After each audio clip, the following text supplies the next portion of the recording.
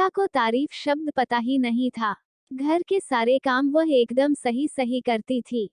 खाना बहुत स्वादिष्ट बनाती थी, लेकिन फिर भी आज का खाना अच्छा था बहू, ऐसा उसकी सास कभी भी बोलती नहीं थी और पति भी कभी उसकी प्रशंसा नहीं करता था। उसने बनाया हुआ खाना चुपचाप खाकर उठकर दोनों पति और सास चले जाते थे। उसने खाना खाया या नहीं इसका उन दोनों को फर्क नहीं पड़ता था। सास को वह पसंद नहीं थी। उसके हाथों से जरा सी भूल हो गई तो सास तुरंत गुस्सा करती थी। उससे भी बुरी बात यह थी कि उसके पति और उसके बीच बातचीत का ज्यादा नहीं होती थी और उन्होंने ये चुप्पी बनाए रखी थी। वह उस पर ध्यान नहीं देता था। परदेश में पढ़ाई करने गया हुआ छोटा देवर मात्र समय समय पर नीता को फोन करता था, पूछता था भाभी कैसी हो। उसका फोन आने पर नीता बहुत खुश होती थी। अपना मन हल्का करने का उचित स्थान था नीता का। कुछ ही दिनों में देवर की पढ़ाई खत्म हो गई और वह घर आया। थोड़े समय के भीतर उसे एक अच्छी नौकरी भी मिल गई। नीता को बहुत आनंद हुआ। नौकरी लग जाने के बाद उसकी सास अपने छोटे बेटे की शादी के लिए बातचीत करने लगी। पर देवर को एक भी लड़की पसंद नहीं आती थी।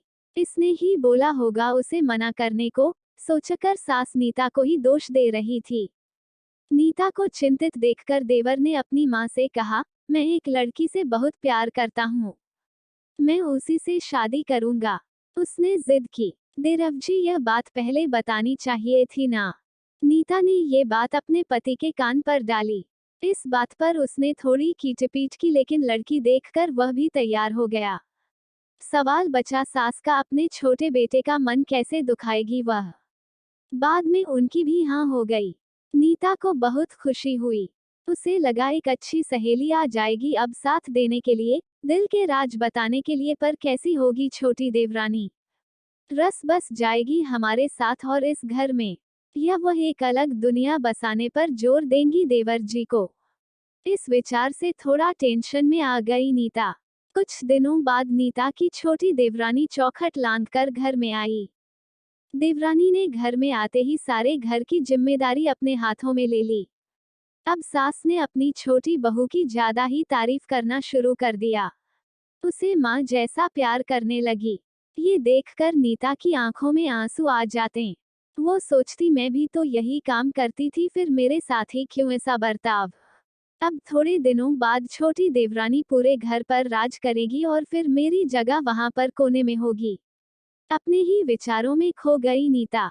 नीता के भाव समझने पर छोटी देवरानी नीता के हाथ अपने हाथ में लेकर बोली, दीदी मुझे सब पता है, मुझे अपनी छोटी बहन समझिए, देखना बहुत जल्दी सब ठीक हो जाएगा।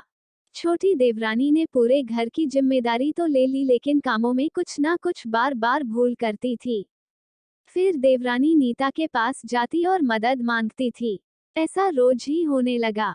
ये देखकर सास लेकिन गुस्सा हो गई, मेरे रहते हुए वह छोटी बहू बड़ी बहू को क्यों पूछती रहती है। फिर सास भी रसोई घर में आकर चार काम शुरू करने लगी। धीरे धीरे वह छोटी बहू के साथ साथ अनजाने में बड़ी बहू से भी प्यार से बर्ताव करने लगी। प्यार से बोलने लगी, नए पदार्थ दोनों को सिखाने लगी, भूल समझकर समझाने लगी। अब सास और दोनों बहुओं में अच्छी दोस्ती होने लगी।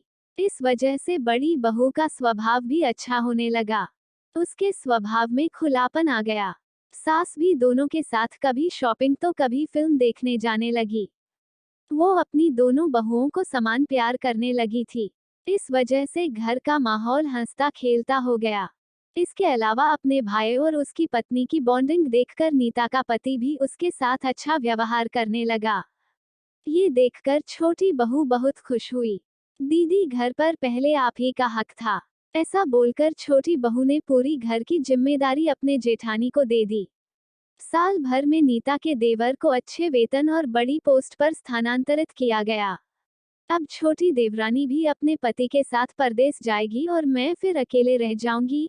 इतना ही नहीं, इतने सालों बाद सास का व्यवहार जो इतने सालों बाद बदल गया था वह फिर से वही हो गया तो। इस विचार से नीता डर गई। देवरानी की नीता को इतनी आदत हो गई थी कि उसके बिना घर काटने को दौड़ेगा। देवरानी के आ जाने से घर का माहौल बदल गया था। वह थी ही ऐसी, खुशमिजाज और ऊर्जावान जैसा के नाम से पता चलता है। यहाँ देवरानी की हालत भी कुछ अलग नहीं थी। उसे दुख हुआ कि यदि यहाँ रहना पड़ा तो उसे अपने पति से दूर रहना पड़ेगा। नीता के देवर की जाने की गड़बड़ और देवरानी मात्र टेंस होने के कारण नीता सोच में पड़ी। अंत में उसने देवरानी को पूछा तो देवरानी ने जवाब दिया कि दीदी मैं सारा दिन नए स्थान पर अकेली रहूंगी, उससे अच्छा मैं यहीं हूँ। आपके देवर को बोला है मैंने शनिवार और रविवार की छुट्टियों में आप ही यहाँ आ जाया करें। मैं भी उनके साथ जाया करूंगी बीच बीच में थोड़ा बदलाव के लिए। उस पर वह बोलते हैं कि 6 महीनों में वापस यहाँ ही बदली कर लूंगा मैं। अपने पति की नकल करके देवरानी बोली और छोटी देवरानी भी हंसने लगी। अपनी आंखों के आंसू पोंछते हुए नीता बोली छोटी ये दिन वापस नहीं आने वाले। जाओ तुम अपने पति के साथ, उनके साथ भी तो कोई होना चाहिए ना।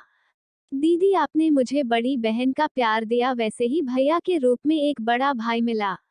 ये भरा हुआ संसार छोड़कर मैं कैसे जाऊं? वहाँ अकेली का मन नहीं लगेगा।